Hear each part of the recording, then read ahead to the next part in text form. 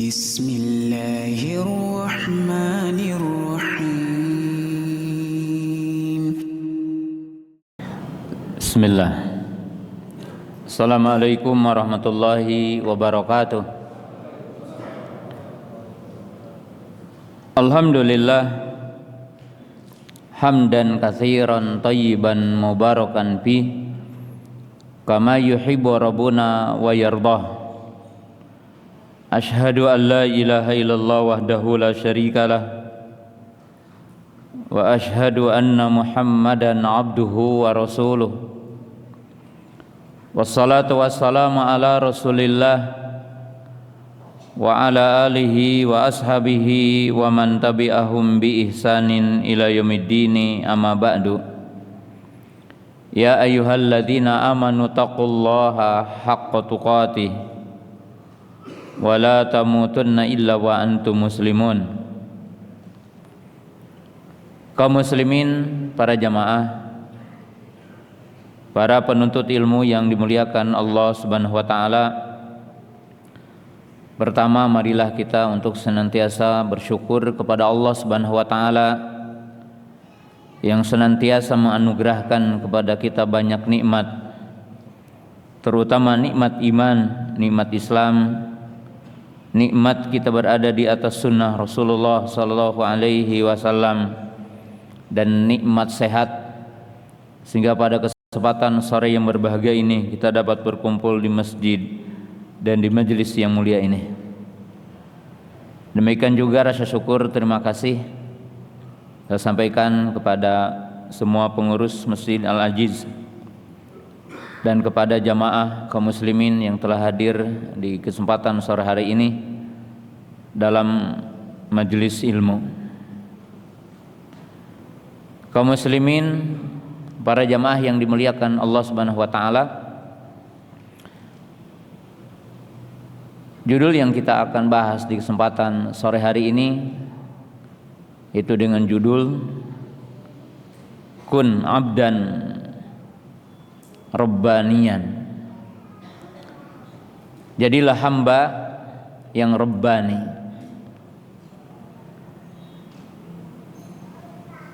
Au kun musliman mu'minan rabbaniyan.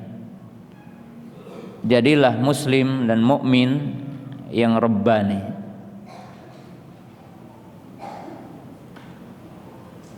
Kaum muslimin jamaah yang dimuliakan Allah Subhanahu wa taala, al-insan tanqasimu ila qismain, imma rabbani, rabbaniyun, wa imma syahwani, syahwaniyun, kafirun, mukminun. Manusia itu terbagi kepada dua kelompok besar. Jadi manusia ini terbagi kepada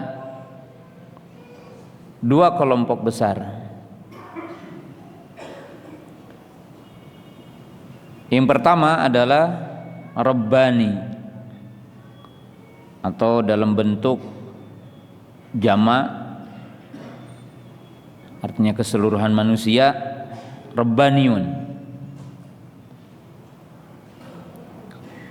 atau syahwani, syahwaniyun.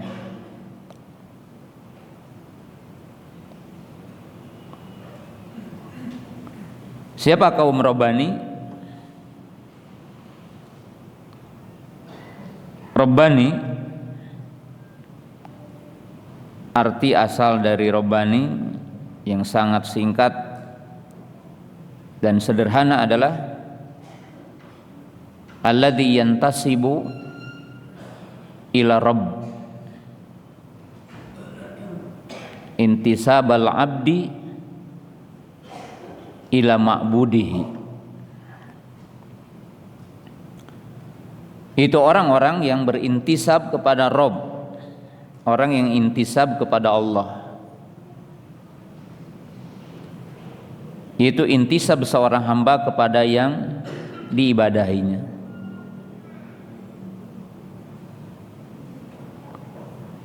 Wa huwa alladzi hasunat alaqatuhu billah bimtithali awamirihi wajtinabi nawahi. Siapa kaum Rabbani ini? Rabbani adalah orang-orang yang intisab kepada Allah, yaitu intisab seorang hamba kepada yang diibadahinya, yaitu orang yang baik hubungannya dengan Allah dengan melaksanakan perintah-perintahnya dan menjauhi larangan-larangannya.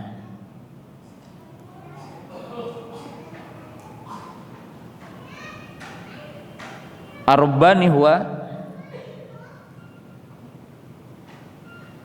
al-muta'allim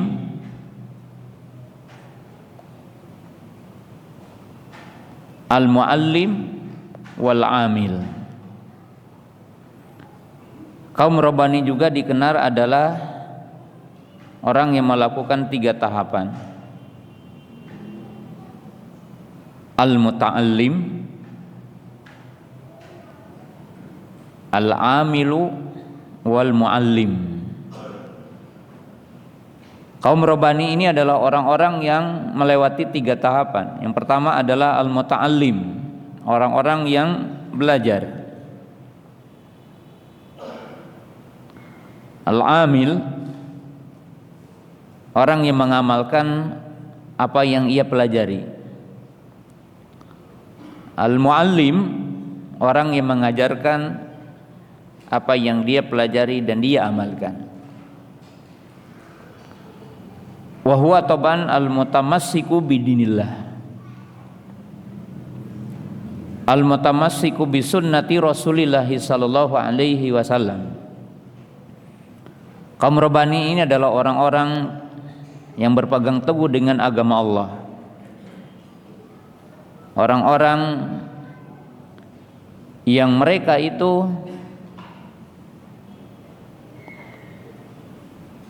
mentaati perintah-perintah Allah.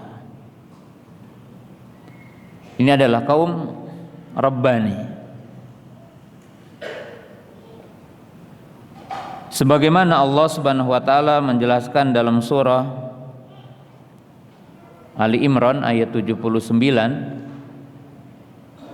maka nali basyarin ayyutiyahullahul kitaba wal hukma wan nubuwata thumma yaqula lin-nasi kunu ibadan li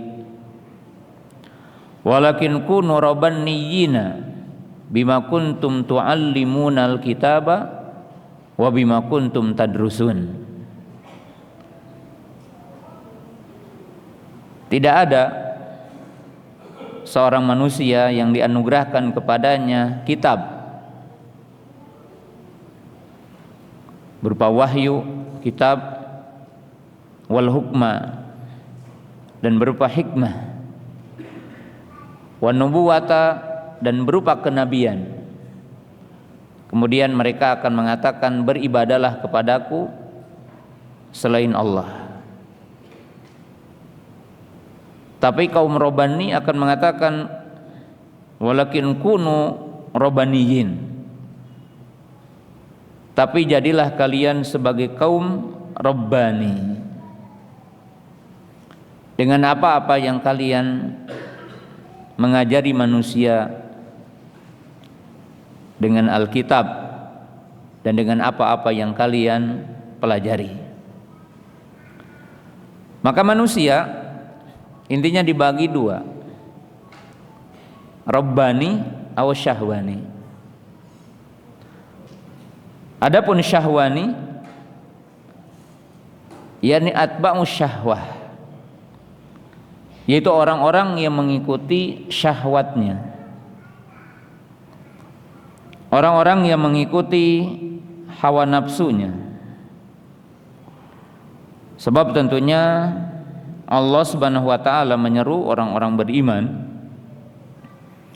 untuk memenuhi panggilan Allah dan panggilan Rasul-Nya. Sebagaimana Allah Subhanahu wa taala berfirman, ya ayyuhalladzina amanu stajibu lillahi walir rasul idza da'akum lima yuhyikum. Orang-orang beriman dipanggil sama Allah dan dipanggil oleh Rasulullah SAW. Panggilan Allah ada dua. Panggilan kita untuk melakukan perintah-perintah, hitab perintah Allah berupa panggilan untuk mentauhidkannya, panggilan untuk melaksanakan perintahnya, menunaikan salat, menunaikan zakat, menunaikan puasa, menunaikan ibadah haji, berbakti kepada dua orang tua dan yang lainnya. Atau panggilan Allah itu dalam bentuk yang kedua adalah berupa nawahi, itu panggilan untuk menjauhi larangannya, seperti larangan untuk menyekutukan Allah, yaitu larangan syirik, larangan kufur, larangan nifak, larangan fasik, larangan zalim, larangan hianat dan yang lainnya. Itu adalah berupa nawahi, larangan Allah Subhanahu wa taala.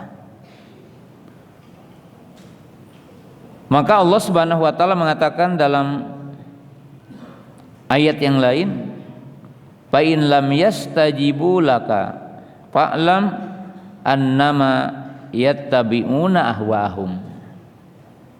Itu dalam surah Al-Qasas ayat 50 Allah berfirman, fa in lam yastajibu laka fa'lam annama yattabi'una ahwahum. Seandainya mereka tidak memenuhi panggilanmu, karena tentunya Nabi Shallallahu Alaihi Wasallam memanggil kita, menyeru kita ke jalannya. Allah mengatakan dan Allah memerintahkan kepada Nabi kita dalam surah Yusuf surah ke-12 ayat 108, qul hadhihi sabili ad'u ilallah ala basiratin ana wa manitaba'ani. Katakanlah ini jalanku, yaitu jalan Islam, yaitu jalan sunnah, jalan dakwah. Aku menyeru kepada Allah dengan basirah, aku dan orang-orang yang mengikutiku. Artinya Nabi SAW memanggil kita, Nabi SAW menyeru kita. Maka Allah berfirman, fa in lam yastajibu laka fa'lam annama yattabi'una ahwahum. Jika seandainya mereka, ini termasuk kita, yang tidak memenuhi panggilan Nabi Shallallahu Alaihi Wasallam, maka ketahuilah sesungguhnya mereka itu mengikuti hawa nafsu. Manusia di alam semesta ini ada yang mengikuti peraturan Allah, mereka mengikuti batasan Allah, dan sebagian manusia di dunia ini tidak mengikuti batasan Allah. Mereka hidup bebas, mereka tidak kenal perintah, mereka tidak kenal larangan. Mereka adalah orang-orang kafir.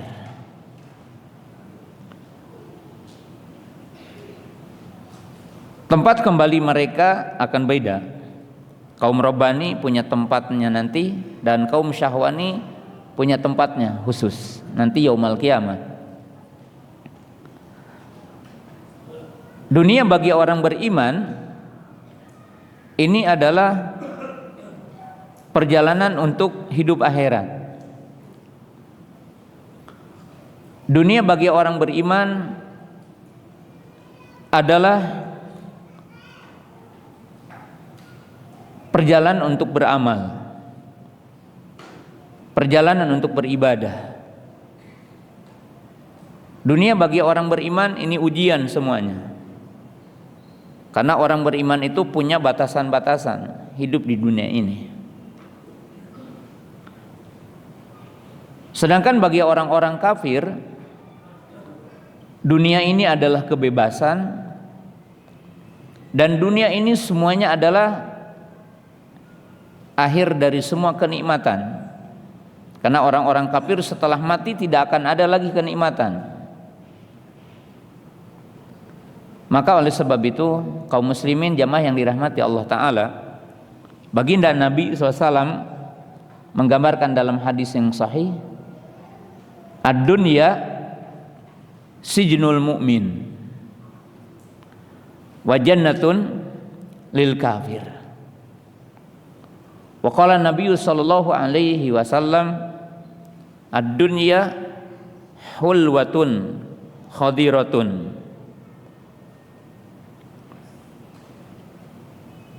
summa istahlafakum fayanzuru kaifa ta'malun.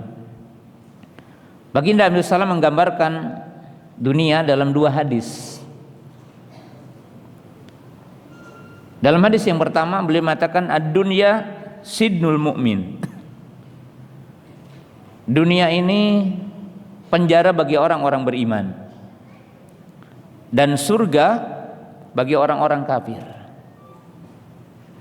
Apa makna dari ayat, dari hadis ad-dunya sidnul mu'min wa jannatun lil kafir? Surga dunia ini penjara bagi orang-orang beriman dan surga bagi orang-orang kafir. Ini maknanya ada dua sisi. Jadi maknanya ada dua bagian dari hadis yang agung ini.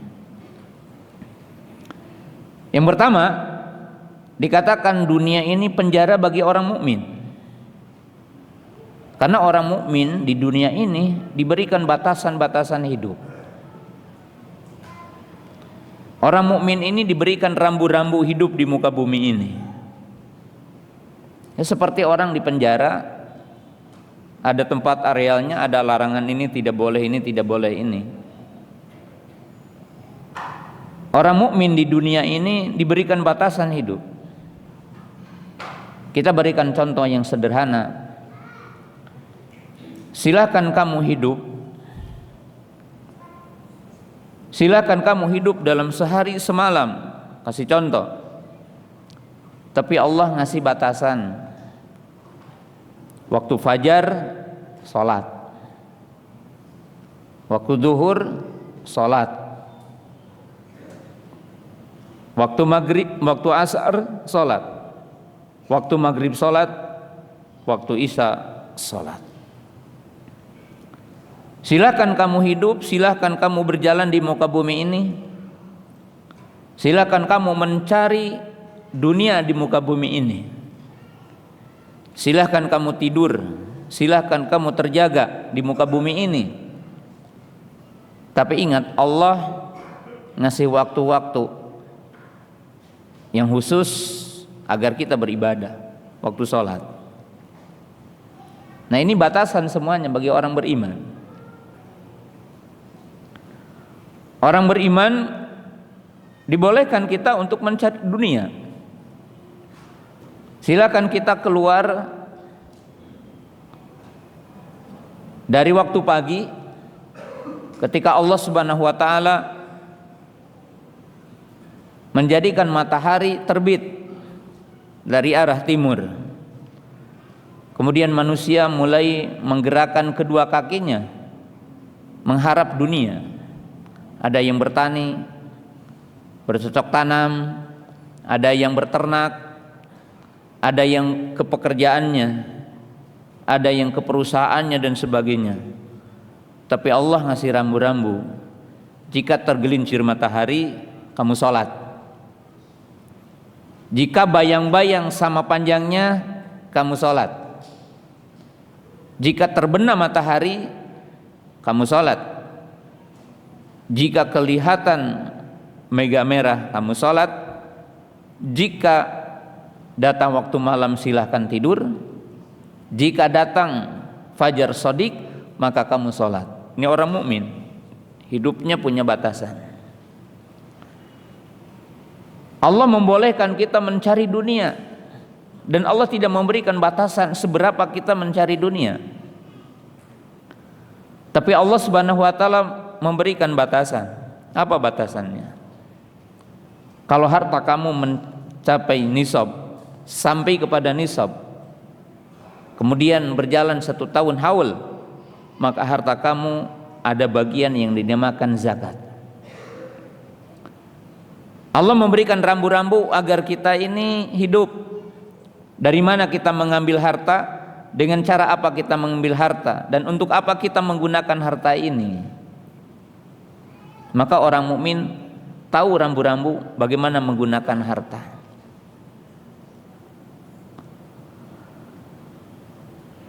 Semua kehidupan, silakan kita berdagang di pasar, silakan kita berniaga, tapi Allah ngasih batasan. Jangan mengandung riba, jangan mengandung goror, jangan berdusta, jangan menipu orang. Diberikan batasan. Jika orang mendapatkan kekuasaan, jadi raja, jadi khalifah, jadi presiden, atau apa saja jabatan yang kita miliki,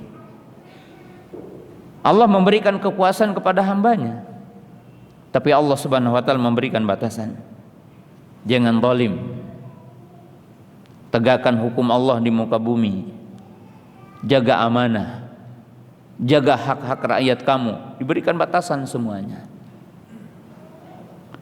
Maka orang-orang yang menerima batasan Allah dan dia akan merasa sempit dengan semua batasan Allah, pama ba'dal mamati roha, maka orang yang menerima batasan-batasan Allah di dunia setelah kematiannya adalah istirahat. Maka dikatakan dunia ini adalah penjara bagi orang beriman. Tapi orang-orang kafir, mereka tidak mengenal halal haram. Mereka tidak mengenal perintah Allah. Mereka tidak dihitab pagi-pagi untuk sholat, siang untuk sholat, asar untuk sholat, maghrib untuk sholat, subuh untuk sholat. Mereka tidak mengenal itu. Demikian juga ketika mereka berdagang, berinteraksi jual beli, mau mengenai timbangan, mau ada ribanya, mau ada gorornya, mereka tidak dihitab itu.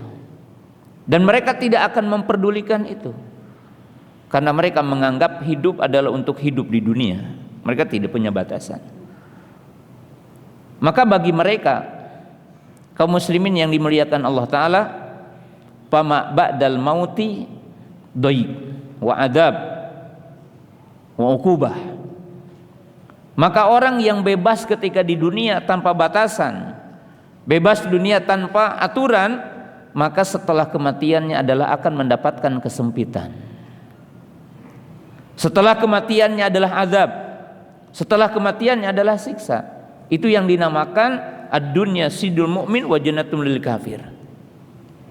Itu makna yang pertama. Makna yang kedua yang dikatakan oleh para ulama, kenapa dunia dikatakan penjara bagi orang-orang beriman? Maknanya,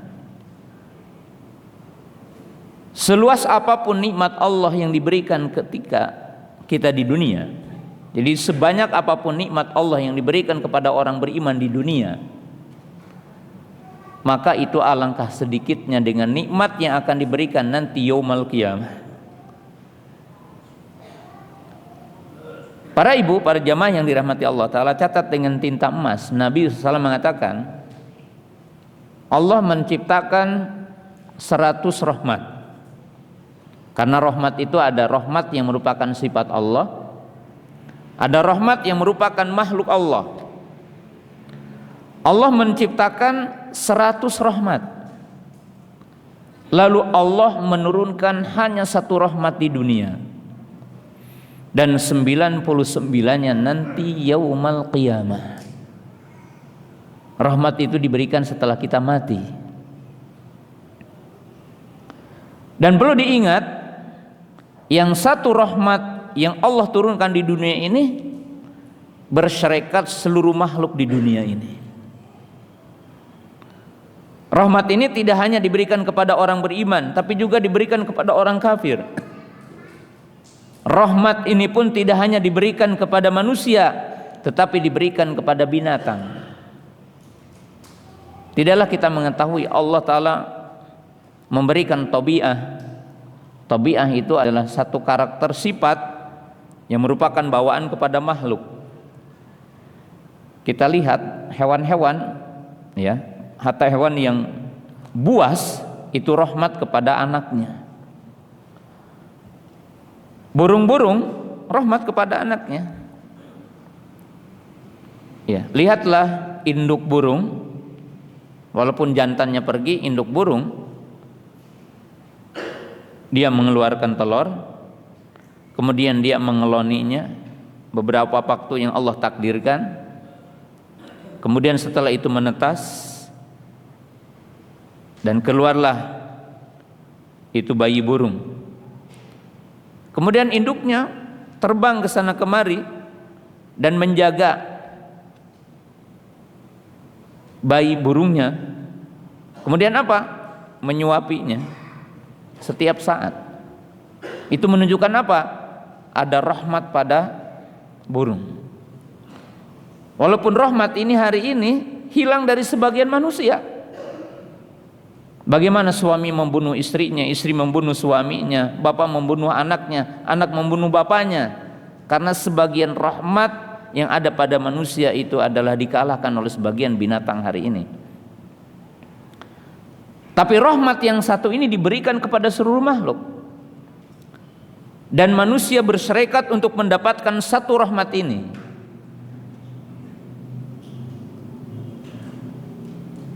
Maka orang-orang beriman, jamaah yang dirahmati Allah Ta'ala, yang diberikan nikmat di dunia hari ini, nikmat kekuasaan, nikmat harta, nikmat istri, nikmat keluarga, anak, itu disebutkan dalam hadis lain, nikmat di dunia ini adalah bagaikan kita mencelupkan jari ke lautan, kemudian kita mengangkatnya. Itu gambaran nikmat di dunia dengan nikmat nanti yaumul qiyamah. Lalu kenapa Allah Ta'ala atau Nabi SAW mengatakan bahwa dunia adalah surga bagi orang-orang beriman? Maaf, surga bagi orang-orang kafir. Kenapa dunia dikatakan surga bagi orang-orang kafir? Maknanya, karena orang-orang kafir itu berhenti nikmatnya hanya di dunia. Karena setelah mereka mati, maka azab. Dan sebesar apapun azab di dunia bagi orang kafir, sebesar apapun fitnah yang mereka dirasakan di dunia, maka itu tidak ada bandingannya dengan azab yang akan diberikan nanti yaumul qiyamah. Maka lihatlah para jamaah, para ibu, para bapak yang dimuliakan Allah Ta'ala, dalam potongan hadis disebutkan bahwa penghuni kubur nanti akan terbagi dua. Yang pertama adalah orang mukmin bertakwa. Dikisahkan dalam hadis itu, ketika udah dimasukkan ke liang lahat, kemudian semua pelayatnya telah pergi sehingga tidak terdengar lagi suara ceplek sendal. Maka datanglah dua malaikat yang namanya Munkar dan Nakir. Lalu semua penghuni kubur dibuatnya duduk. Demikian kata Nabi SAW. Kemudian dua malaikat bertanya, apa yang engkau tahu tentang orang ini? Maksudnya Rasulullah SAW. Maka orang beriman mengatakan Rasulullah, dan aku beriman kepadanya. Maka malaikat mengatakan, nam solihan, tidurlah kamu dengan nyenyak. Fayubsi halahu qabrahu sab'ina dira'an wa yunawwiru lahu min nurin. Maka diluaskan kuburannya 70 hasta dan diberi cahaya. Artinya tidak gelap di alam kuburnya. Lalu malaikat memperlihatkan dulu neraka. Lalu kata malaikat, Allah telah mengganti bagimu ini. Maka orang-orang beriman, orang soleh langsung melihat surga.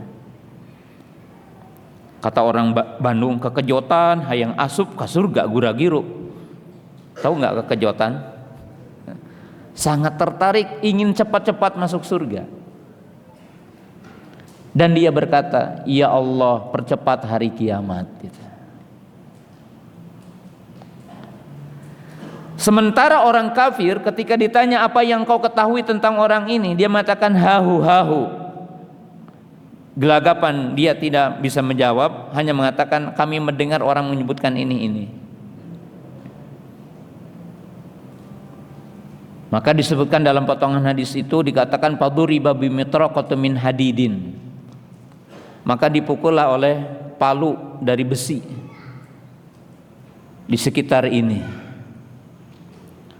Fayasiu sayhatan yasma'uhu man fis samawati wal ard ila saqilan. Lalu menjerit dengan jeritan yang sangat keras yang terdengar oleh penduduk langit dan bumi kecuali manusia dan jin. Allah mengecualikan, kita tidak mendengar jeritan penghuni kubur. Dan itu pun hikmah, sebab kalau kita mendengar jeritan penghuni kubur mungkin stres gitu.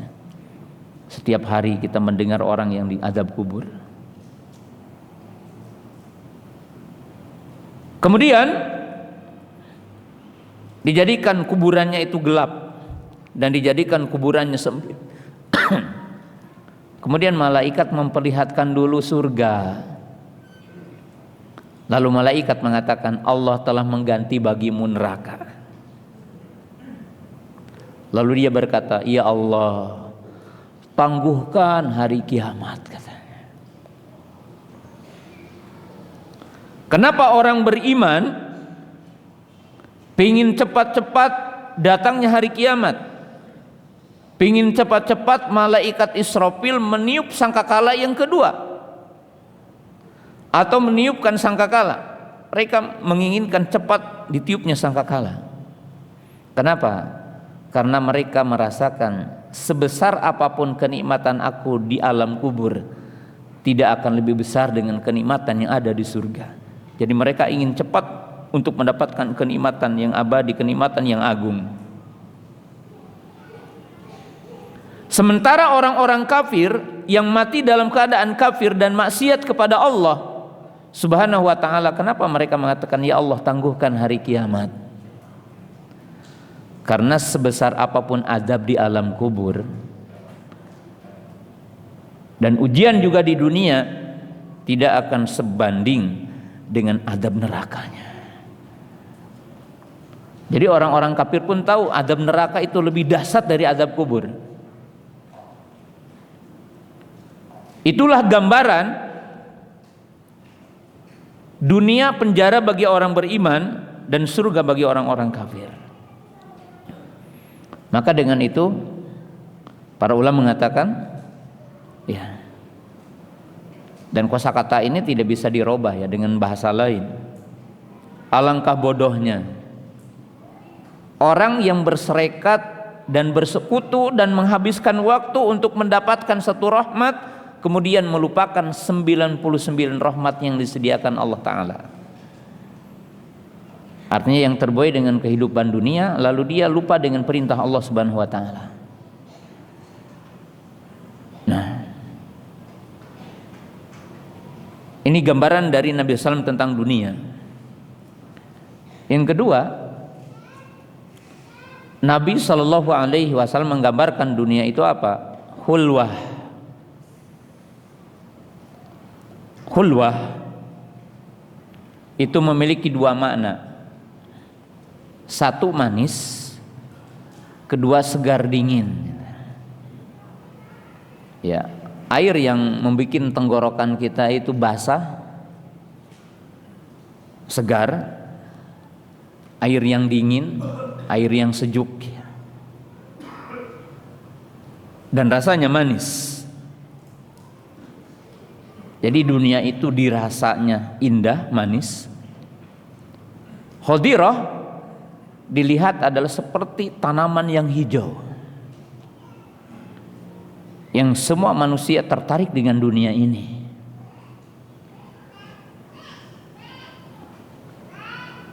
Kemudian Nabi SAW mengatakan, lalu Allah akan melihat bagaimana kamu berinteraksi dengan dunia ini.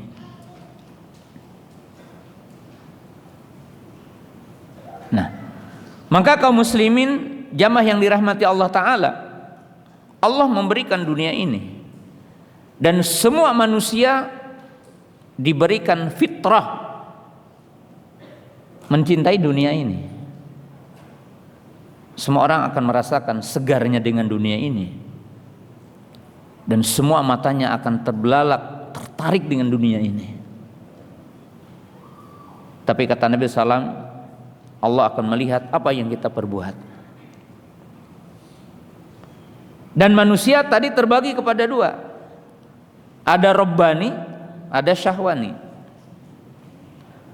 Ada orang-orang yang berinteraksi dengan dunia ini, mereka mengikuti batasan-batasan Allah, mereka mengikuti rambu-rambu Allah yang hidupnya dikaitkan dengan Allah.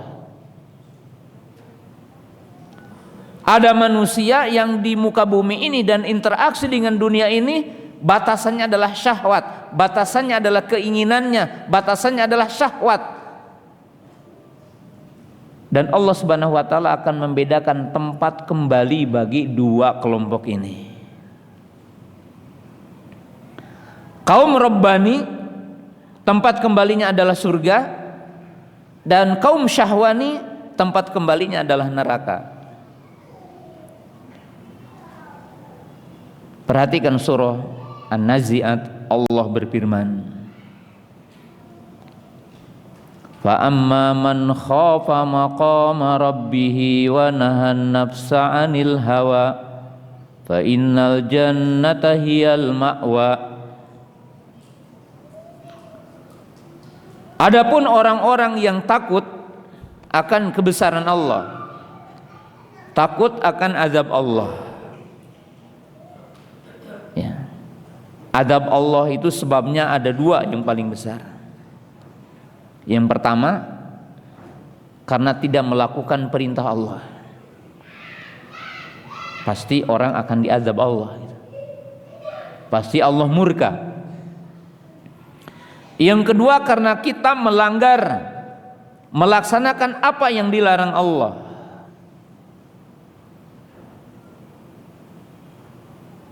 Maka kata Allah, fa'amma man khafa maqama rabbih, orang yang takut dengan azab Allah, maka dia melaksanakan perintah Allah, maka ia menjauhi larangan Allah. Wa nahan nafsa 'anil hawa, dan dia mampu mengendalikan hawa nafsunya. Fa inal jannata hiyal ma'wa, maka tempat kembalinya adalah surga. Nah, perlu dicatat di poin ini, hawa nafsu yang ada pada manusia tidak tercela, karena Allah menciptakan hawa nafsu pada diri kita.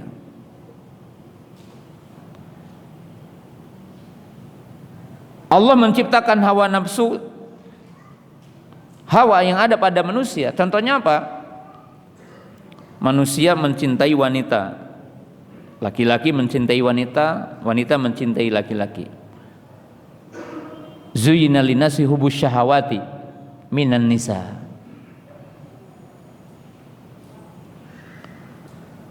Manusia mencintai dunia, mencintai harta. Normal? Normal. Tercela? Tidak. Al-malu wal banun zinatul hayati dunya. Harta dan anak adalah perhiasan dunia. Artinya manusia menikmati dengan dunia ini. Keturunan anak, cucu adalah nikmat bagi kita. Dan semua manusia yang sehat dan normal mencintai keturunan. Manusia mencintai perhiasan. baik perhiasan yang melekat pada dirinya, pakaiannya. Bagi wanita adalah emas, permata, disilahkan. Kita mencintai kendaraan-kendaraan, itu adalah syahwat manusia yang kita dibedakan dengan malaikat. Hawa nafsunya tidak tercela. Tapi yang tercela adalah ittibaul hawa wa taqdimul hawa ala syariah. Tapi yang tercela itu mengikuti hawa nafsu dan mendahulukan hawa nafsu dari syariah. Itu yang tercela.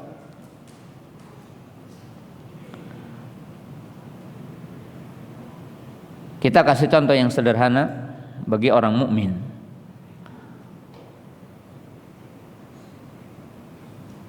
Orang yang menikah itu adalah orang yang normal secara kejiwaan dan secara mental, dan dicintai oleh agama ini pernikahan itu.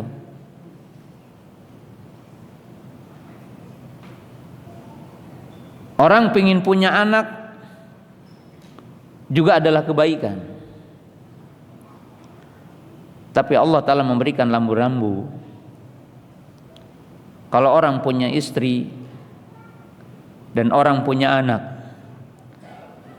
menjadikan dia lalai atas perintah Allah, atau menjadikan dia melanggar hukum Allah ketika orang mengatakan demi anak dan demi istri.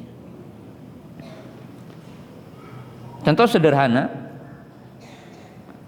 antum kerja ada yang 5 hari, ada yang 6 hari. Yang 5 hari mungkin ada kesempatan anak dan istri kesempatan untuk belajar 2 hari. Yang kerjanya 6 hari berarti ada kesempatan belajar, kesempatan taklim, kesempatan dengan anak dan istri 1 hari. Tapi sebagian antum punya 2 hari dipakai untuk kerja lagi. Ada yang Sabtu Ahad masih nambah lagi kerja apa? Oh, sekarang kita nge-grab. Ada lagi di antara kamu, di antara kita, di antara antum yang apa? Sabtu Ahad untuk apa? Lembur. Ditanya, antum taklim kapan? Aduh, saya masih punya tanggungan untuk anak dan istri. Maka berarti anak dan istri setidaknya ini melalaikan antum untuk ingat kepada Allah. Dan anak istri adalah sebagai ujian yang bisa membawa kita ke neraka. Naudzubillahi min dzalik. Bukan tidak boleh antum lembur ya. Lembur boleh-boleh saja, nggak haram. Ada sebagian di antara kita yang menganggap kalau pendidikan itu istri sajalah, kita kan kerja. Sabtu dengan Ahad kalau tidak mancing ya. Mungkin antum apa? Ya touring. Mancing touring tidak haram. Antum sepedahan, hiking ke gunung tidak haram zatnya. Tapi kalau antum menghilangkan kesempatan untuk istri dan anak duduk memberikan pendidikan kepada anak, maka semua kecintaan itu adalah awal dari azab neraka. Karena antum bukan robbani tapi syahwani. Kita bukan robbani tapi syahwani. Makanya catat dengan tinta emas ya. Antum jangan melalaikan anak untuk main di waktu kecil, supaya kalau udah besar tidak banyak main. Ya sekarang kan yang antum udah 50 tahun ke atas ya, udah tua-tua begini main terus gitu ya, touring ke sana kemari gitu ya. Anak dan istri tinggalkan. Kenapa? Karena dulunya tidak masuk TK yang suka bermain, terus belajar gitu ya, sehingga korban udah tuanya ingin main gitu ya. Beda dengan saya udah habis mainnya di masa kecil. Saya kan orang kampung gitu ya. Orang kampung itu bermain gitu ya. Jadi kenyang mainnya. Kalau antum perhatikan Quran dari 30 juz 114 surah, Allah mengkisahkan 17 kali dialog orang tua dengan anak. Dialog itu berarti kan interaksi, komunikasi yang komunikatif, yang efektif, efisien, duduk ya bersama. Bahkan mungkin anaknya bisa ada di pangkuannya, anaknya ada di depannya, anaknya ada di kanan dan kirinya. Allah mengkisahkan 17 kali dialog orang tua dengan anak. Catat nih bapak-bapak yang di depan saya ini. 14 kali itu bapak dengan anak dikisahkan dalam Quran. Dan ibu cuma 2 kali. 1 kali tidak disebutkan identitas nama bapaknya. Jadi Allah mengulang-ulang bentuk dialog bapak dengan anak. Itu 14 kali. Dalam 9 surah dalam Quran. Ini mengingatkan antum semua nih yang pakai peci. Antum jangan sekali-kali mengatakan kalau udah anak dipesantrenkan selesai tugas kita. Kalau anak udah disekolahkan selesai tugas kita, enggak ya. Dan antum jangan bilang biar istri yang mendidik, enggak. Bapak itu lebih besar tanggung jawab memimpin dan mendidik anak. Ya ayyuhalladzina amanu qu anfusakum wa ahlikum naro. Jadi artinya di sini menunjukkan bahwa semua kecintaan kita terhadap urusan dunia itu tidak boleh melalaikan tentang batasan Allah. Kita boleh cinta anak, kita boleh cinta istri, kita boleh cinta dunia, tapi bagi orang beriman itu punya batasan. Karena dia mengendalikan semua hawa nafsunya. Adapun orang-orang kafir yang mereka hidup tanpa batasan di dunia ini dan tidak mengikuti rambu-rambu Allah dan Rasulnya, maka tempat kembali mereka adalah neraka. Apa kata Allah Ta'ala? Wa amma man tagha wa atharal hayatad dunya fa innal jahima hiyal ma'wa. Adapun yang togo artinya ingkar, mubalaghatul had, mubalaghatu hududullah wa rasulihi. Orang-orang yang melampaui batasan Allah dan Rasulnya. Orang-orang yang tidak mau diberikan batasan-batasan oleh Allah dan Rasulnya, dan mereka mengikuti hawa nafsunya, maka tempat kembalinya adalah neraka ya, jadi tempat kembalinya adalah neraka. Itu adalah syahwani, pengikut hawa nafsu. Nah, kemudian kaum muslimin jamaah yang dirahmati Allah Subhanahu wa taala, kita akan sebutkan secara singkat sejumlah sifat kaum Rabbani. Apa sifat-sifat hamba Rabbani? Sifat yang paling pokok dan utama dari kaum Rabbani adalah muwahhid, mukhlis, ikhlasul ubudiyati lillah wal bu'du anisyirki. Sifat yang utama dan sifat yang pertama seorang hamba yang Rabbani adalah mengikhlaskan ibadah kepada Allah, muwahhid. Jadi ciri yang pertama dan utama adalah bertauhid kepada Allah. Sebagaimana dalam ayat yang tadi Allah mengatakan, maka nali basyarin ayyutiyahullahu kitaba wal hukma wa nubuwata thumma yaqula linnasi kunu ibadan li min ghairillah walakin kunu rabbaniyin. Jadi tidak mungkin orang-orang yang Rabbani itu mengatakan ibadalah kepadaku, selain Allah. Tapi orang Rabbani akan mengatakan beribadahlah kepada Rabb, ibadahlah kepada Allah.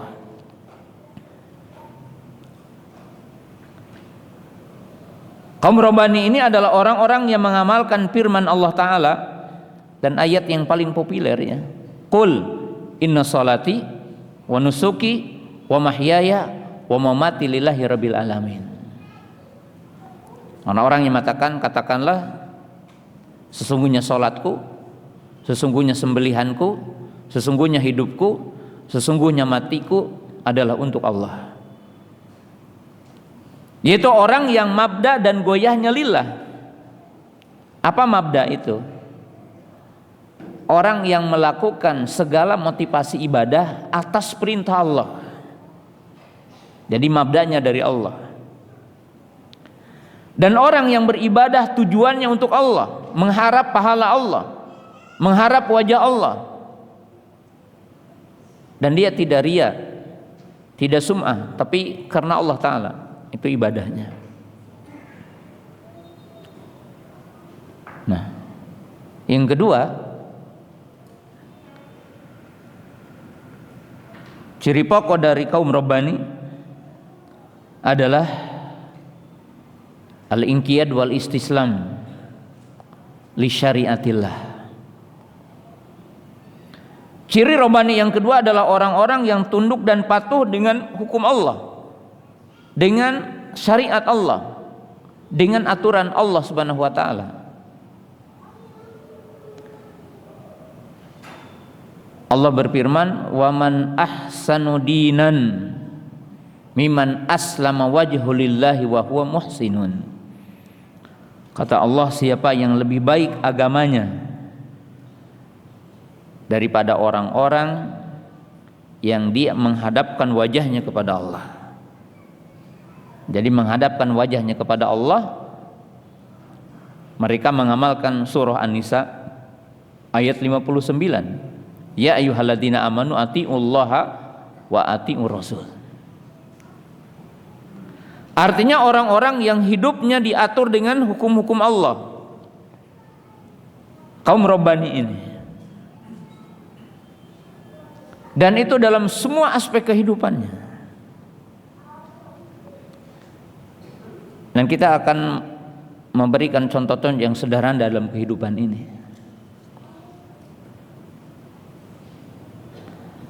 Kaum Rabbani ketika dia makan, maka ia mengucapkan bismillah, maka ia dicatat 1 pahala. Dia tidak makan kecuali dengan tangan kanannya. Ketika dia minum, dia tidak meniup air yang panas. Dan setelah minum atau makan dia mengatakan alhamdulillah. Ini berarti Rabbani. Kenapa? Makan dan minumnya dengan aturan Allah.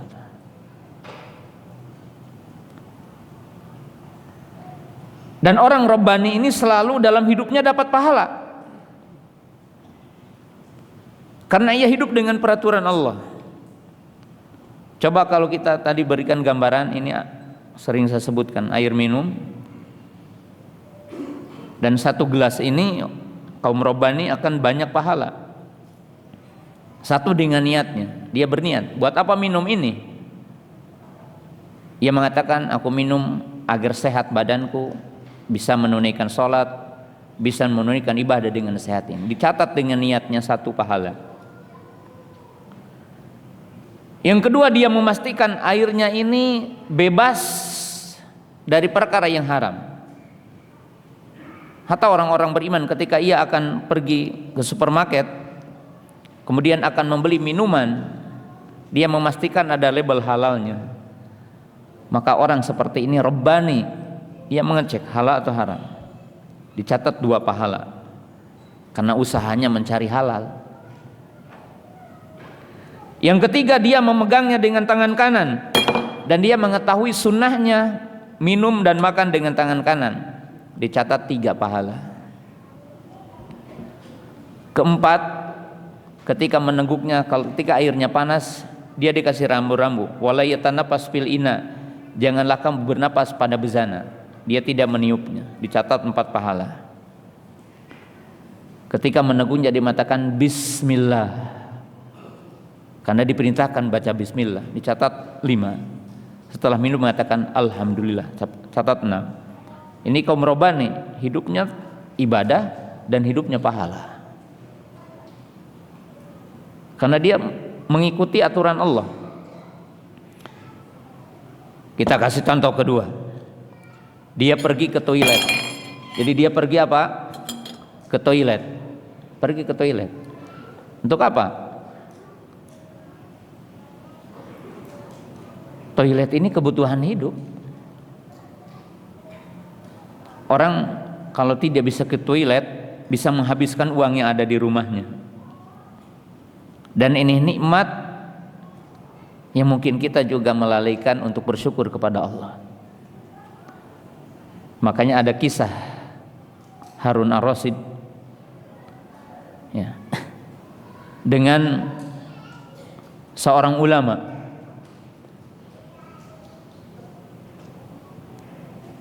Berjalan dalam sebuah perjalanan, kemudian merasakan panas sekali, dan semua pasukan yang berjalan itu kehausan. Lalu sang raja ini meminta untuk dihadirkan 1 gelas air. Lalu ditanya oleh seorang alim itu, wahai Amirul Mukminin, mahlan ya Amirul Mukminin, sebentar dulu katanya, jangan dulu diteguk airnya. Saya ingin bertanya, kalau saya pegang air ini dan engkau harus membelinya air ini 1 gelas, mau dibayar berapa? Qala binisbi mulki, aku akan bayar dengan setengah kerajaanku katanya. Kenapa? Karena orang tidak ada air mati. Lalu ditanya lagi, jika Allah mentakdirkan setelah engkau meneguk air ini dan Allah menahannya di perutmu dan engkau tidak bisa mengeluarkan kotorannya, yaitu kencing, berani berapa untuk membayar dokter untuk mengeluarkan air kencing?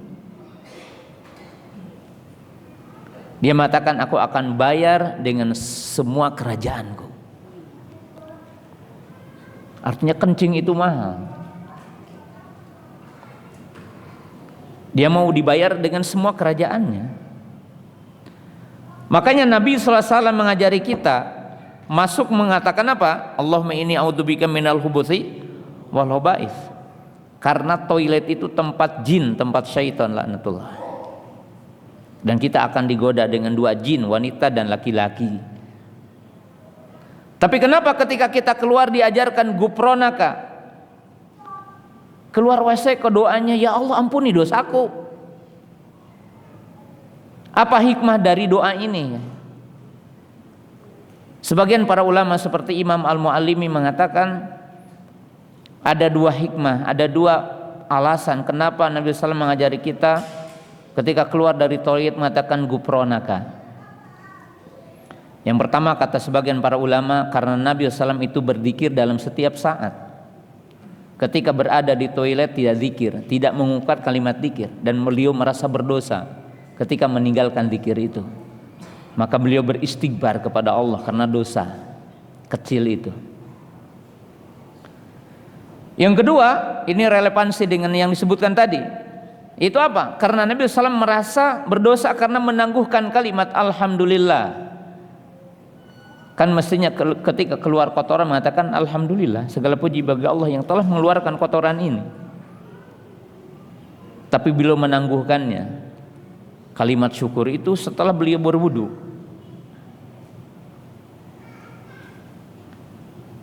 Artinya orang beriman dalam semua kehidupannya baik, dan semua kehidupannya taat, dan semua kehidupannya ibadah, dan semua kehidupannya adalah pahala karena Rabbani.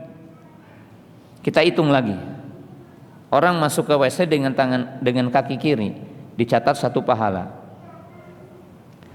masuk dengan doa dicatat 2 pahala, Ketika qada hajatnya tidak menghadap kiblat atau membelakanginya, dicatat 3. Membersihkannya tidak dengan tangan kanan tapi dengan tangan kiri, dicatat 4. Keluar baca gufronaka, dicatat 5. Berarti orang mukmin itu semuanya robbani.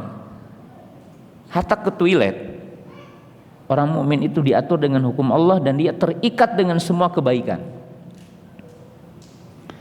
Antum sekarang ke pasar dapat pahala. Satu niat, buat apa ke pasar? Satu, agar saya tidak meminta-minta kepada orang untuk makan. Kedua, saya punya istri, saya harus menunaikan kewajiban untuk memberi nafkah.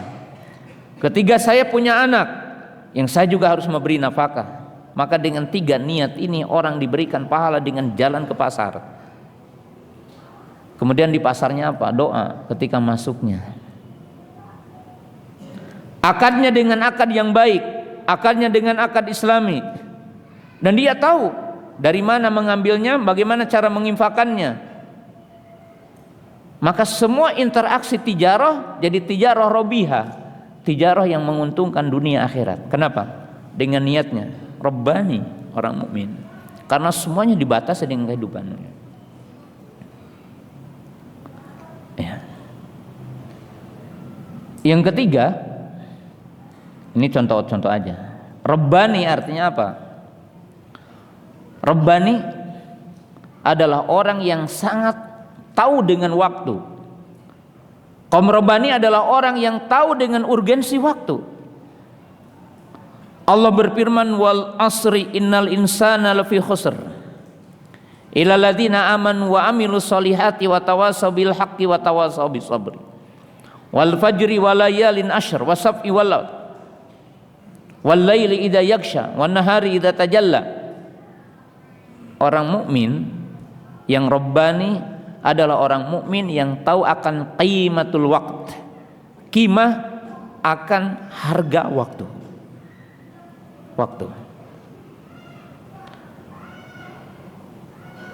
Orang ateis mengatakan waktu adalah uang. Orang mukmin mengatakan waktu adalah ibadah. Dan orang mukmin tahu dengan ayat-ayat yang dihafal disampaikan oleh para ustadz, para kiai dan yang lainnya. Wa ma khalaqtul jinna wal insa illa liya'budun. Wa'bud rabbaka hatta ya'tiyakal yaqin. Ya ayuhan nasu budu rabbakumul ladzi khalaqakum walladzina min qablikum la'allakum tattaqun. Ya ayyuhalladzina amanu taqullaha haqqa tuqatih wa la tamutunna illa wa antum muslimun. Ya, ini ayat semuanya menunjukkan hidup adalah untuk beribadah. Alladzi khalaqal mauta wal hayata liyabluwakum ayyukum ahsanu amala. Orang mukmin paham. Tapi perhatikan robbani. Orang robbani ini orang yang tahu akan waktu-waktu ibadah. Dan waktu ibadah bagi orang beriman kita bagi 2.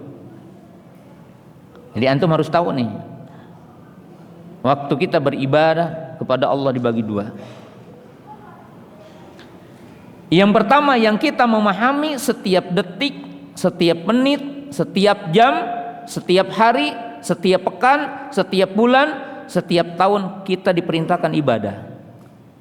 Orang mukmin mengatakan hayatuna kulluha ibadah.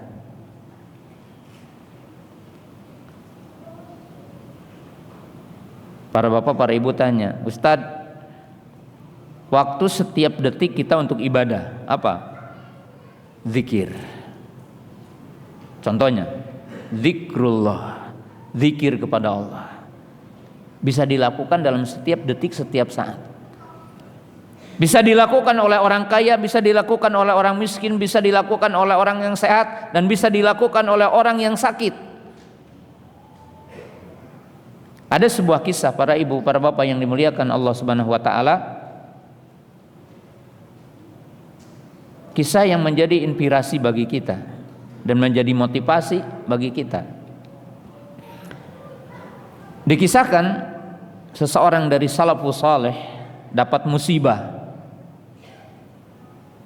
sakit dengan sejumlah penyakit. Dia kedua matanya buta, kepalanya borokan, kulitnya berpenyakit, kemudian tidak memiliki telapak kaki, sakit. Kemudian lewatlah sejumlah orang muslim juga, menampakkan empati kepadanya, rasa sedih dengan musibah yang didapatkannya. Lalu orang soleh ini mengingatkan kepada orang-orang yang sehat, yang menengoknya gitu, yang menyampaikan empati dan ibanya.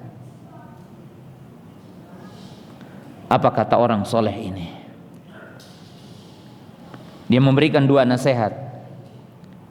Nasihat yang pertama, dari seluruh musibah yang menimpa kepadaku, aku masih diberikan dua nikmat. Yang dua nikmat itu tetap akan ada bagi orang-orang yang beriman. Apa kata beliau? Qalban syakiron walisanan zakiron. Aku memang sakit, aku memang banyak kekurangan, tapi Allah masih menganugerahkan kepadaku hati yang syukur kepada Allah.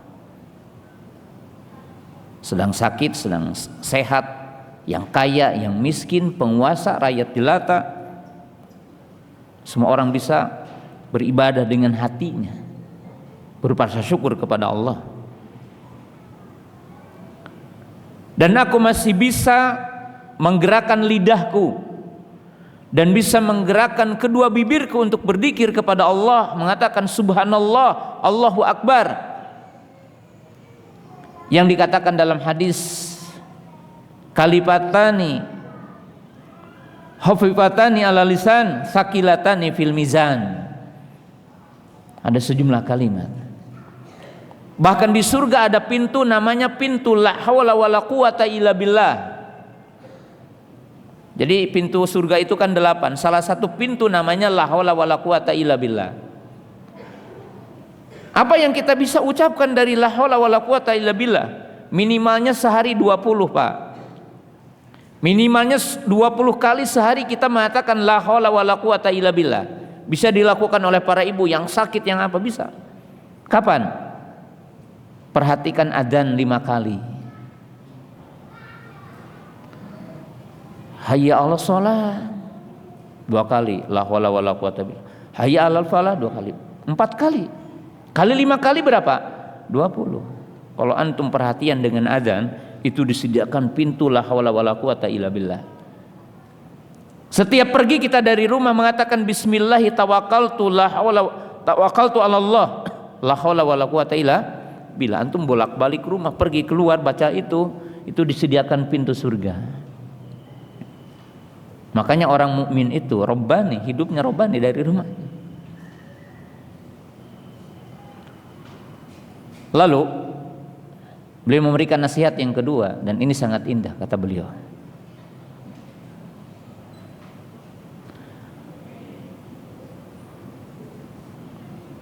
Musibatun,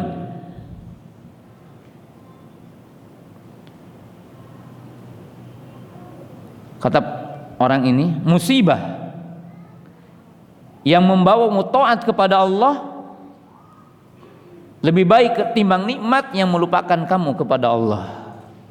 Maknanya dengan relevansi dia, musibah yang mengingatkan seorang hamba kepada Allah lebih baik ketimbang nikmat yang melupakan kamu dari Allah. Apa kata beliau? Aku diberikan ujian, kedua mataku buta, maka aku diselamatkan dari sejumlah fitnah mata. Aku diselamatkan dari sejumlah fitnah mata. Apalagi kita hari ini, HP kita penuh dengan fitnah. Antum juga mau mengklik ceramah Ustaz Abu Qatadah, ya lihat di YouTube. Karena sebagian pembuat konten ceramah saya ada yang gratisan, maka ada iklan dulu.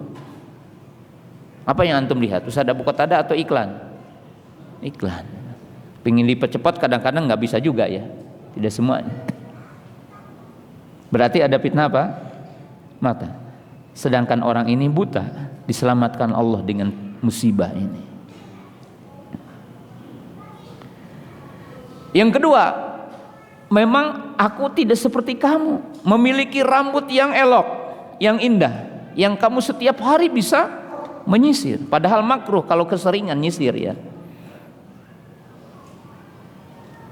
Sejumlah wanita dengan kulitnya yang mulus dan rambutnya yang bergelombang disediakan azab neraka dalam setiap harinya, dalam setiap detiknya, karena sejumlah wanita mengumbar foto, mengumbar gambar yang ditonton oleh banyak laki-laki. Maka ini berarti nikmat membawa azab, dan aku diberikan keselamatan oleh Allah Subhanahu wa taala.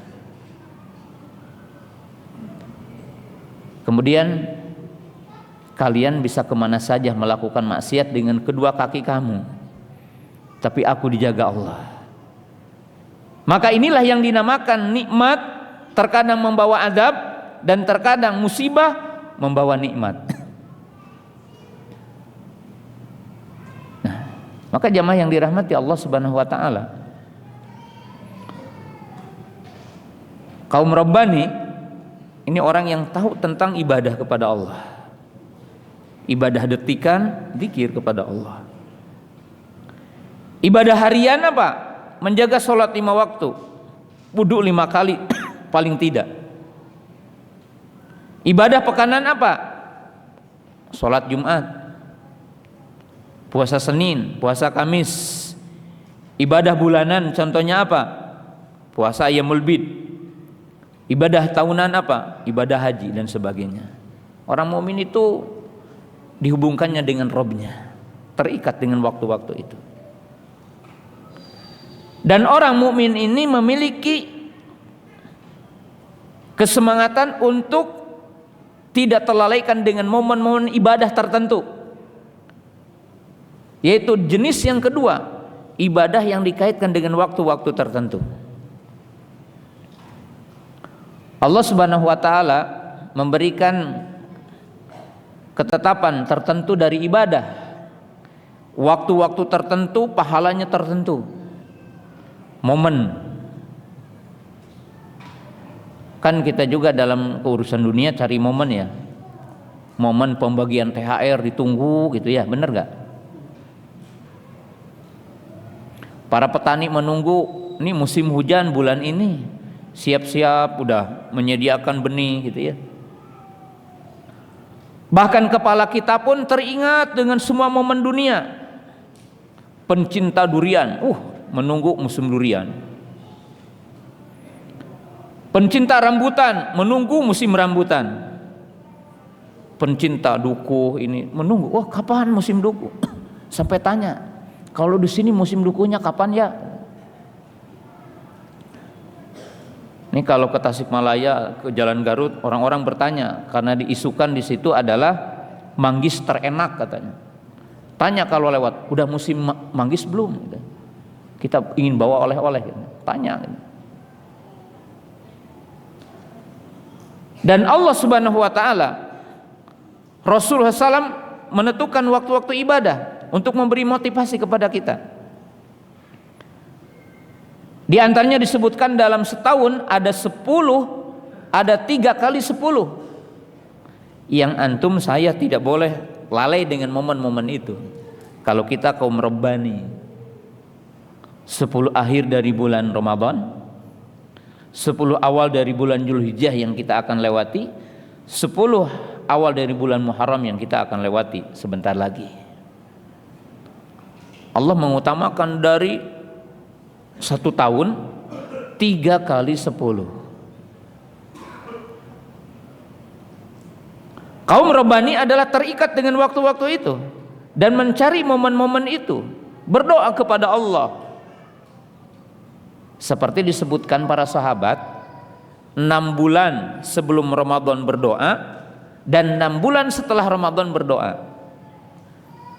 Berdoa 6 bulan sebelum Ramadan, mereka berdoa kepada Allah agar diberikan kesehatan dan diberikan taufik dan hidayah untuk bisa puasa di bulan Ramadan. Berdoa 6 bulan setelah Ramadan, meminta kepada Allah agar amal soleh di bulan Ramadan diterima di sisinya. Itulah kaum Rabbani, terikat dengan Allah. Nah sekarang kita diberikan momen 10 awal dari bulan Dzulhijjah. 10 awal bulan Dzulhijjah ini menurut sebagian para ulama lebih baik dari 10 akhir dari bulan Ramadan, dan lebih baik dari 10 awal bulan Muharram. Sebagian para ulama mengatakan kalau malamnya malam Lailatul Qadar, kalau siangnya adalah 10 awal dari bulan Dzulhijjah, itu yang mengambil pertengahan. Tapi hadis Abdullah bin Abbas mengatakan ma min ayyamin al amalu sholih fihinna ahabu ilallah min hadhil ayyam, yani ayyamil asr. Qala rajulun min sahabah walal jihadu fi sabilillah, qala wal jihadu fi sabilillah ila rajulun kharaja bi nafsihi wa malihi wa lam yarji minhu syai'a. Baginda Nabi sallallahu alaihi wasallam mengatakan tidak ada hari-hari yang lebih baik untuk kita beramal soleh di hari-hari tersebut. Sehingga sahabat menanyakan bagaimana dengan jihad di jalan Allah? Tidak juga dengan jihad di jalan Allah, kecuali orang yang keluar dengan membawa harta dan jiwanya ke medan jihad dan dia mati syahid, tidak kembali lagi. Nah berarti kaum Rabbani ini hari ini kita udah siap-siap nih. Kita udah memasuki bulan Dzulqa'dah dan akan masuk bulan Dzulhijjah. Kita udah siap-siap nih, ya, persiapan. Apa yang dianjurkan untuk beribadah di 10 awal bulan Dzulhijjah? Kita bagi 2 dulu. Yang pertama ibadah mutlak, ibadah umum. Apa yang kita jaga di 10 awal bulan Dzulhijjah? Dengan itu kita akan mendapatkan pahala yang berlipat ganda. Yang paling pokok, yang paling utama, jaga sholat 5 waktu. Jaga sunnah-sunnah rawatib, ba'diyah, qobliyah, ba'diyah. Jaga sholat malam. Jaga sholat tahiyatul masjid. Jaga sholat duha. Karena ibadah di waktu itu lebih baik dari ibadah di waktu yang lainnya, dilipat gandakan. Ingat Pak, yang dilipat gandakan itu sampai kita datang ke masjid, memindahkan duri dari jalan, memungut sampah, kita memasukkan ke tempat sampah, dilipat gandakan pahalanya di waktu itu. Jadi bukan hanya ibadah tertentu, semua bentuk taat, semua bentuk kebaikan. Jaga, berbakti kepada orang tua, kita bersedekah, berbagi. Tapi ada amalan yang dikhususkan di hari-hari itu dan momen-momennya di waktu itu, dan menjadi satu kebaikan dan syiar terbesar yang harus kita jaga. Apa saja? Salah satunya puasa. Dan puasa bisa dilakukan 2 hal puasa. Termasuk disunnahkan dan boleh orang puasa dari tanggal 1 sampai tanggal 9. Karena masuk kepada ma min ayyamin al amalu saleh, dan puasa termasuk amal soleh. Artinya di sini puasa mutlak. Tapi diperhatikan puasa yang satu, yaitu puasa Arafah. Puasa tanggal 9-nya,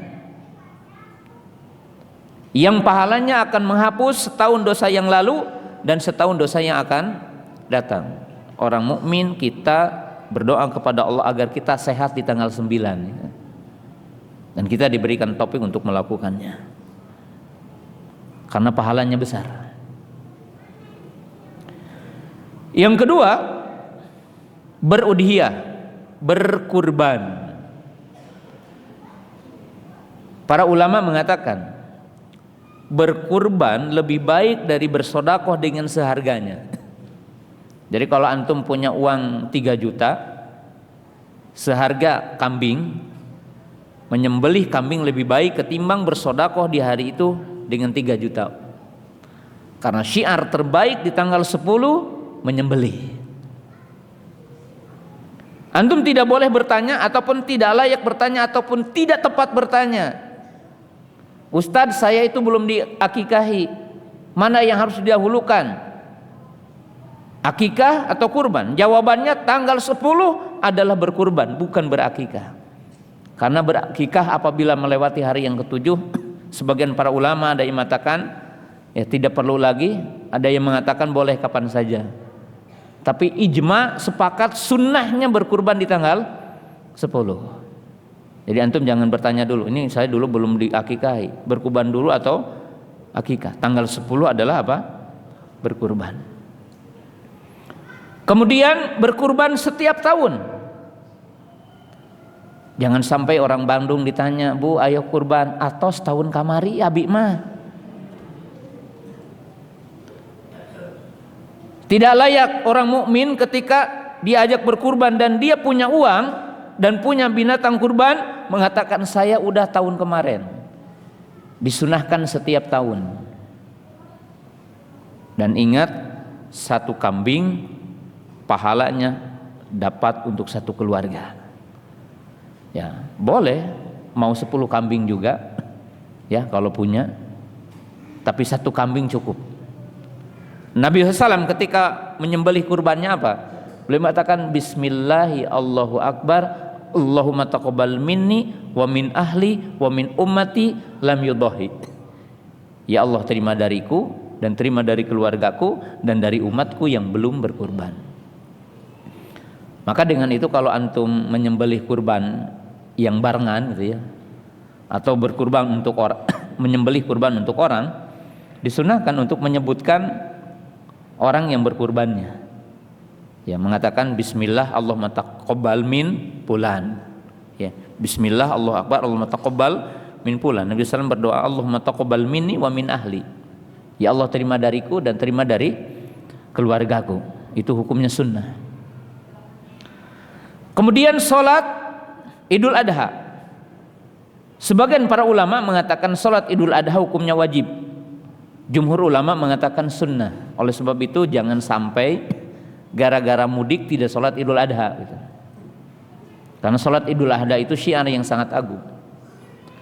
Kemudian apa? Bertakbir, bertasbih, ya, dianjurkan. Bahkan di bulan Dzulhijjah ini, di hari tasyrik itu 11, 12, 13 disunnahkan setelah sholat, ya, setelah kita salam, assalamualaikum, assalamualaikum, sebelum zikir yang masyru', zikir yang biasa, kita baca dulu takbir tasbih itu ya.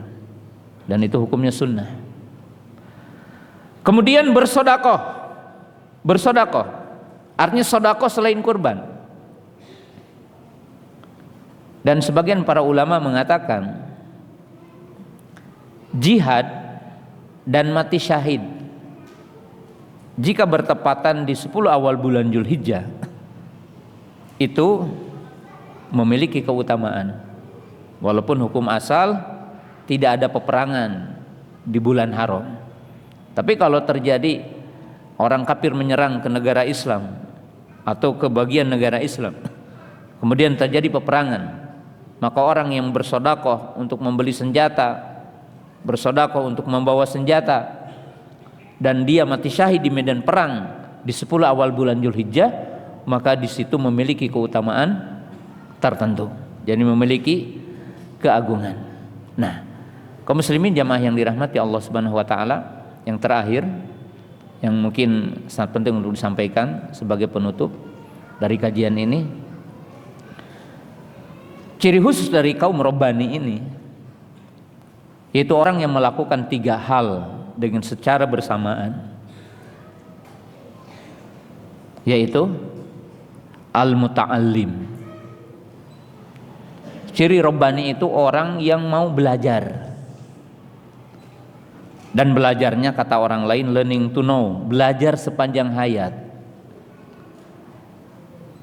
Belajar orang mukmin itu tidak terbatas dengan waktu, tempat, apalagi terbatas dengan ijazah yang dimilikinya. Kaum Rabbani itu orang yang belajar sepanjang masa, belajar sepanjang hayat. Ini bukan hadis ya, ini ungkapan, yaitu apa? Minal mahdi ilal lahdi. Itu bukan hadis, tapi benar maknanya gitu. Dari mulai kita dibuai sampai kita ke liang lahat. Orang mukmin diperintahkan untuk belajar. Dan belajar adalah merupakan kebutuhan hidup. Dan belajar bagi orang mukmin itu mestinya natural. Apa natural itu? Sesuai dengan kebutuhan itu belajar. Jadi belajar orang mukmin itu tidak berkaitan dengan ijazah, tidak berkaitan dengan nilai rapot yang akan diberikan. Ya, orang mukmin belajar dengan kebutuhan. Kalau mau pergi haji ya belajar haji. Kalau ingin berzakat ya tahu zakat harus gimana. Kalau mau sholat harus bisa sholat. Kalau mau wudu harus bisa wudu. Bagaimana antum berdoa kepada Allah, mengenal nama-nama Allah, ya belajar dulu nama-nama Allah. Agar kita bisa berdoa dengan baik, bertawasul dengan nama-nama Allah. Sederhana orang mukmin itu. Yang kedua, kaum Rabbani itu orang yang mengamalkan ilmunya. Sehingga para sahabat itu berkata, kami mempelajari Quran 10 ayat dan kami tidak melewati dari 10 ayat sehingga kami mengamalkan, paham maknanya dan mengamalkan isinya. Dan yang terakhir, ciri Rabbani itu adalah orang yang berdakwah, orang yang mengajarkan apa yang dia tahu. Ini Rabbani, kaum Rabbani. Dan orang tidak akan bisa Rabbani tanpa belajar. Dan orang tidak akan Rabbani kalau dia tidak mengamalkan ilmunya. Dan dia juga tidak akan jadi Rabbani kalau dia tidak berdakwah kepada Allah Subhanahu wa taala. Karena tiga hal ini adalah merupakan perangkat yang sangat esensi dalam kehidupan kita. Belajar, beramal, dan mengajar. Dan antum semua ingat ya, para bapak, antum itu seorang bapak, seorang suami kecuali yang jomblo, ya. Kemudian guru. Jadi kita itu bapak, suami, dan guru. Dan ibu-ibu sebagai istri, dan sebagai apa? Guru. Dua profesi pertama tidak ada perguruan tingginya. Ada enggak S1 jadi suami? Ada yang punya ijazah jadi suami? Ada yang punya ijazah jadi bapak? Makanya jadi bapak jadi suami itu lebih sulit ketimbang jadi presiden ya. Jadi bapak dan jadi suami lebih sulit ketimbang jadi gubernur. Banyak orang yang bisa memimpin manusia yang banyak, tapi dia tidak bisa memimpin 3 orang di rumah. Ya, maka antum harus sering ikut parenting jadi bapak ya. Harus sering ikut parenting jadi suami, karena jadi suami itu belum tentunya. Ada yang di luar singa padang pasir, tapi ketika ke rumah adalah seperti kucing. Demikian kehidupan ya. Ya, kehidupan seperti ini. Nah, kaum muslimin jamaah yang dimuliakan Allah Subhanahu wa taala, demikian apa yang saya bisa sampaikan. Ini masih ada waktu nunggu maghrib. Ya, kalau ada saya memperbolehkan pertanyaan sambil menunggu maghrib sedikit.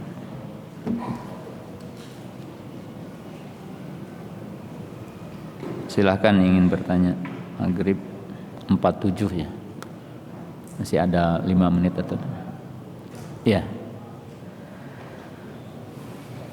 Iya, fadhol. Mau ke WC silahkan. Ada yang mau bertanya?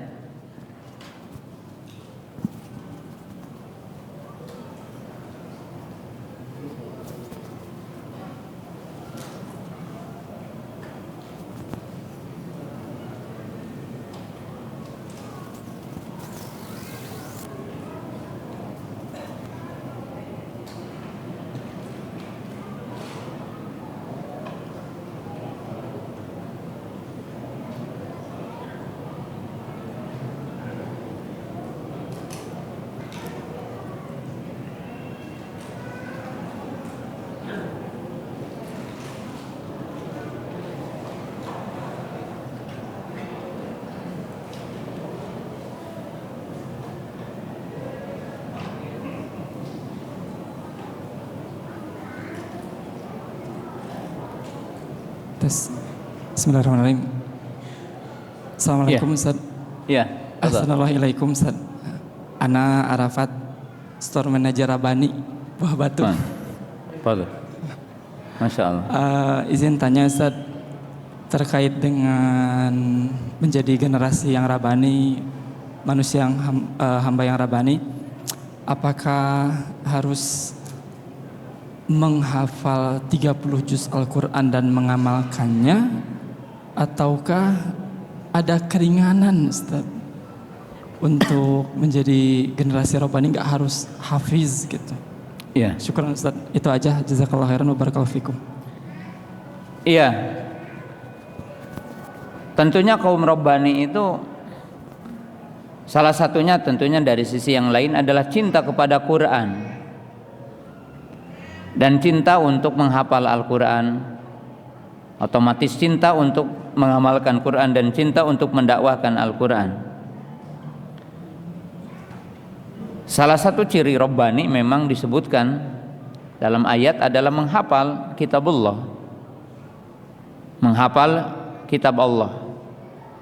Dan termasuk ciri dari Rabbani juga menghafal hadis-hadis Nabi Sallallahu Alaihi Wasallam. Tetapi tidak dituntut semua orang untuk menyempurnakan Rabbani harus hafal. Setidaknya orang mukmin itu hafal sebagian Al-Quran. Karena hafal Al-Quran itu ada yang hukumnya fardu ain, ada yang hukumnya fardu kifayah. Kalau para bapak bertanya, Ustadz, menghafal yang mana yang hukumnya fardu ain? Menghafal Al-Quran yang menjadi syarat keutamaan sholat.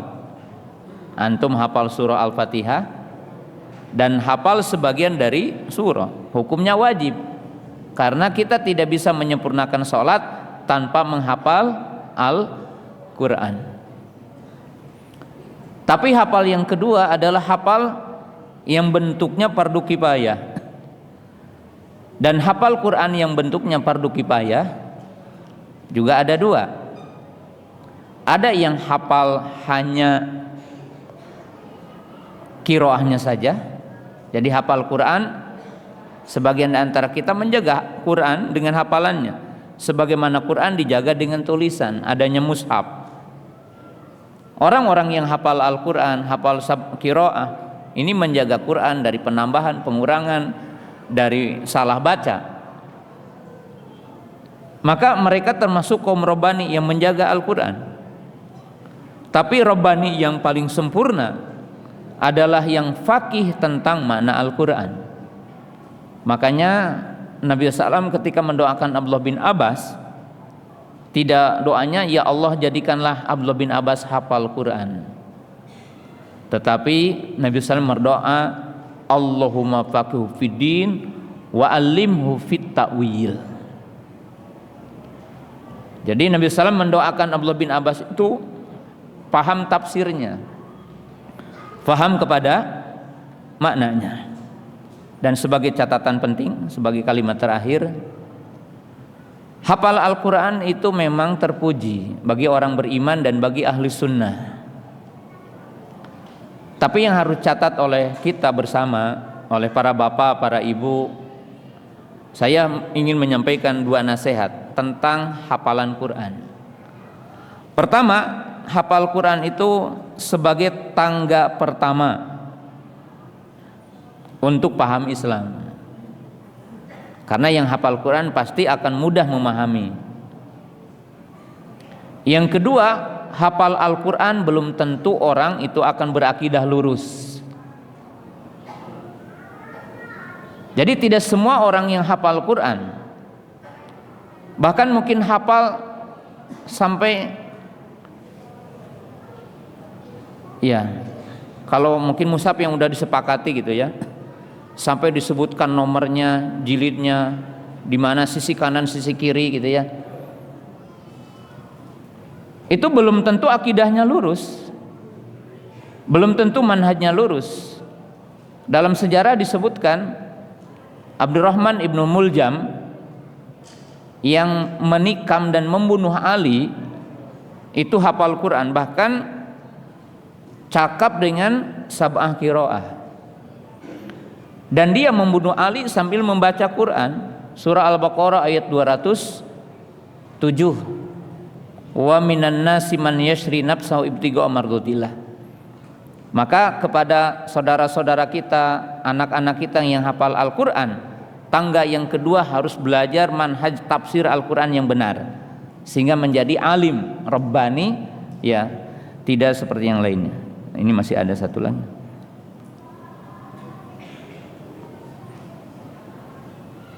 Saya sering taklim tanpa izin suami karena suami banyak syubhat. Bagaimana hukumnya? Pertama, para ulama memberikan pijakan. Yang pertama, seyogianya seorang istri memberikan dakwah kepada suaminya dan mengajak suaminya untuk belajar dengan cara yang hikmah dan baik. Itu yang pertama, ya. Jadi kita tidak boleh juga menghukumi suami begini-begini, ya. Seorang istri juga harus cakap, berkomunikasi dengan suami dengan cara yang baik, mengajak dengan cara yang baik, berdakwah dengan hikmah. Yang kedua, kata para ulama, tergantung ilmunya. Kalau ilmu yang dipelajari itu adalah fardu ain, ilmu yang wajib atas ibu untuk mempelajarinya, maka tidak wajib izin kepada suami. Ya, kalau suami tidak mengizinkan, boleh juga pergi tanpa izin suami dan tanpa izin suami. Kalau ilmunya itu fardu ain. Tapi kalau ilmunya fardu kifayah, ya, maka kata para ulama, sabar untuk menghadapi suami yang seperti itu. Wallahu taala a'lam.